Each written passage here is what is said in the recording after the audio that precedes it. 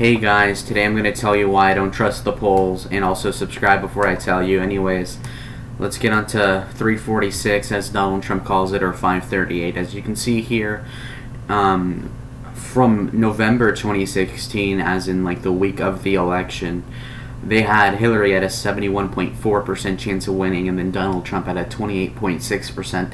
Sounds familiar, doesn't it? Well, as you can see here, Crooked Hillary was being projected to win all sorts of states. As you can see, she wins all the Rust Belt besides maybe Iowa and Ohio, and she wins Nevada outright, Florida, North Carolina, New Hampshire, etc. As you can see, the polling was way off. If you were to replicate exactly virtually what they had using the 2020 map, which is the same one as would be the 2016 one because of the census of 2010, we are to see that, things are way off. Frankly, it's astounding what they would do. So, of course, West Virginia is going to go for Blumph. All sorts of things are going to go for Hillary because, again, this is the world we're living in. And, again, we're having 538 tell us what to do. So let's just have her winning everything here. She's just winning bigly. Arizona, for some reason, Hillary thought herself, due to internals, that she was going to win that for some reason. But people were wrong. And Trump underperformed Michigan from what the polls were saying, actually. Isn't that kind of interesting?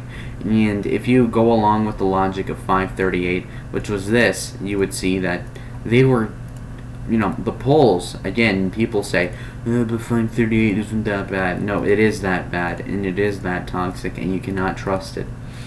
They had the Rust Belt secured into Hillary's grasp. They were that ignorant. They thought that Pennsylvania would have gone for Hillary, and you know what? They were kind of close, but still, no cigar. And again, they were so confident that Donald Trump was going to win this. They were flabbergasted, and the balding Jew, what was his name, Nate Silver, who's from Ohio himself, was so wrong, and he looked like such a doofus while trying to rationalize why the polling was wrong and why his aggregates are BS. And as you can see, we had a Hillary solid majority here, a clear win for Hillary. Why do you think the polls are BS? What? But why? All the polls say this. The polls are BS. They're gay. As you can see here, in 2016, on November 8th, they had Hillary ahead by almost 4% of the popular vote. And they were off bigly. And as you can see here, again, they're doubling down, saying that Biden's 7.6 ahead. And that just simply isn't true. It is not even close. And yes, sure, Biden was ahead by like almost 10 at certain points in this election. And yes, it is narrowing a little bit, but that doesn't matter. The point is that Joe is winning right now in the polls, and the polls are fake, is what I'm telling you, right? And if you reduce the pollster average, who do they have? Where's Trafalgar? Where's Trafalgar? It is astounding to me how they could be this wrong again. And, don't trust these people. And I look up in Wikipedia, all the recent, all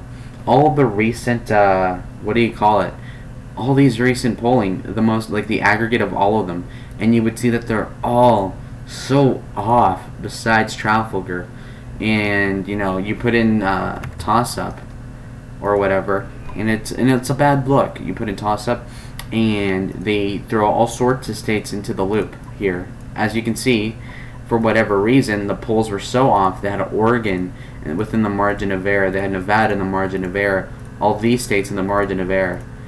A bunch of BS that, frankly, did not belong. It was so weird, this polling. And it just goes to show, you should just throw it all away. Okay? Look at this.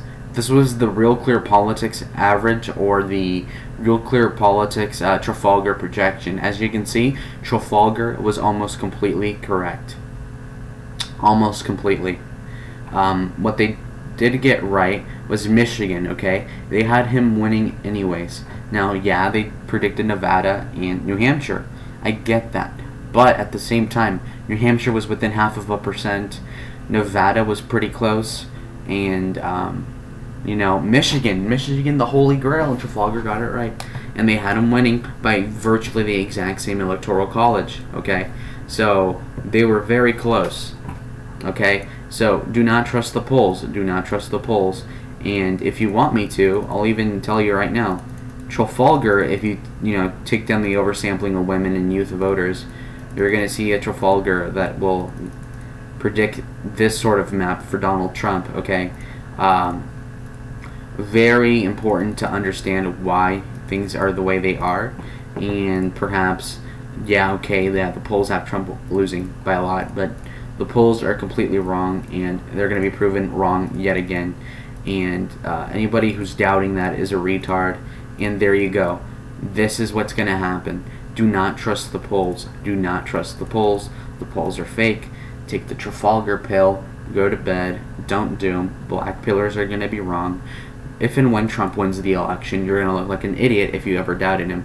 Again, the polls are not real. They are cooked. A lot of them oversample Democrats, oversample minorities that don't vote. They'll oversample females. They will do all sorts of things. The fact that Trafalgar, or how Red Eagle says it, or how I say it, Trafalgar, how it should be said, is a C- or a C+ aggregate pollster, and 538 just shows that Nate Silver is a dotard and he's an idiot. And this whole website is garbage. And maybe I should make a video just on 538. 538 is gay. Trust me, this is stupid. They were wrong on virtually everything that I can tell. And they're even disapproving of Trump in the polls in terms of approval, even worse than RCP, and RCP is wrong as well. So, not a good thing at all. And this is honestly too bad that they are trusting Rasmussen over Trafalgar. I guess Nate doesn't want to get his panties in a bunch by showing that Trump is actually winning a lot of swing states. But anyways, guys, thank you for watching. Take the Trafalgar pill. Goodbye.